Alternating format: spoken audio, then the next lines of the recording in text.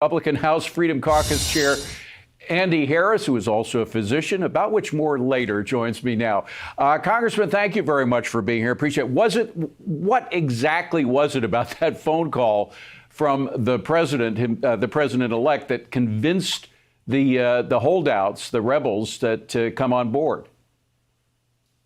Well, it was more than just a phone call. It was that Mike Johnson convinced us that he is going to make some structural changes into how the Republican Congress works so that we can more certainly advance the president's agenda. We all knew the president was on board with Mike Johnson, but we had to hear that there were going to be some changes to how business is done that will make it much more likely that we can get all the Republicans on board for the president's agenda. Now, was this kind of a foreshadowing of the way things will work for the regular business of Congress as we get going on January 20th? That is, President Trump, if there's something that he decides needs to be changed in the process, he'll make the phone calls and do the due diligence and make it happen.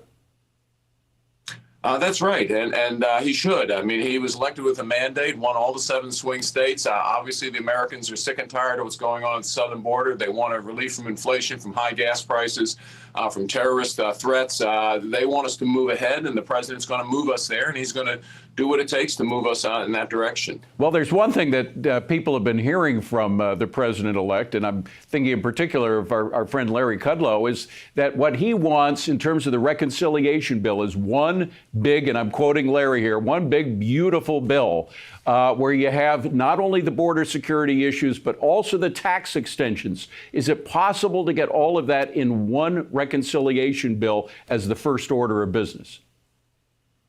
Well, it can't be the first order of business. It took us months to do the first tax cuts bill 9 years ago. The bottom line is that if that's what the president wants, he's going to have to wait till the summer for it all to get ironed out. There are a group of us who support breaking it up into 2 pieces. The first piece, a very small border piece, where we give the president the monies that he needs to secure our southern border and start deporting illegal criminal aliens. But Congressman, when was the last time we had 2 reconciliation bills in 1 year? If I'm not mistaken, it was back in the 90s, correct?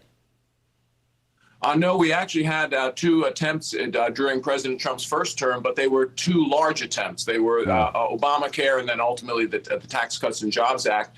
This would be very different. This would be taking one little piece out, pass it quickly. The president needs appropriations in order to begin securing our southern border, buying back the wall that this administration sold off, things like that.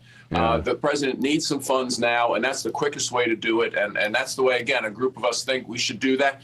Saving the large, big, beautiful bill till the summer, because it will take time to iron out. Yeah, but, at the end of this year, that 2017 tax code, which was enormously successful, not only in terms of generating more economic activity, but it made $1.5 trillion in extra revenue that came in as a result of the economic activity. That expires at the end of this year. If you get dangerously close to that expiration date and taxes go up in the beginning of 2026, you're going to have a tough time keeping the House.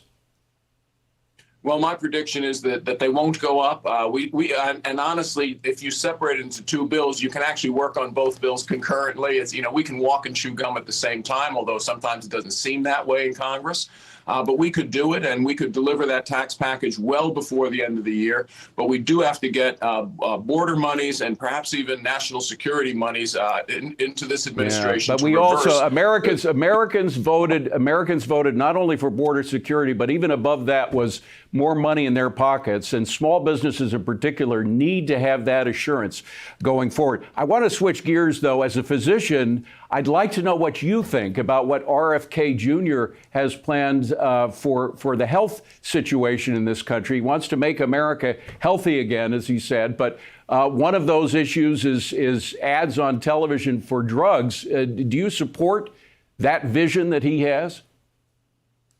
I support a lot of what his vision is, whether it's, again, removing those ads from the television.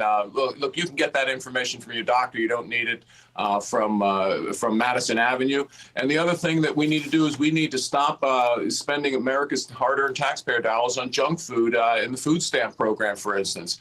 It's crazy. On the back end, we're paying to treat diabetes, hypertension, and on the front end, we're buying the foods that we know lead to that. And very quickly, one of your colleagues, former colleagues at Johns Hopkins, Marty Makary, Dr. Marty Makary is going to be the head of the FDA. What do you think about how he'll do there? I know Dr. Makary from when I was at Hopkins. He's a very intelligent person. I think he'll do a great job there. Again, he will help deliver part of RFK Jr.'s Make America Healthy Again agenda. Congressman and physician Andy Harris, great to see you, sir. Have a wonderful new year. Appreciate it. Thank you. Hey, it's Will Cain. Click here to subscribe to the Fox News channel on YouTube. It's the best way to get our latest interviews and highlights. And click to subscribe to the Will Cain podcast for full episodes right now.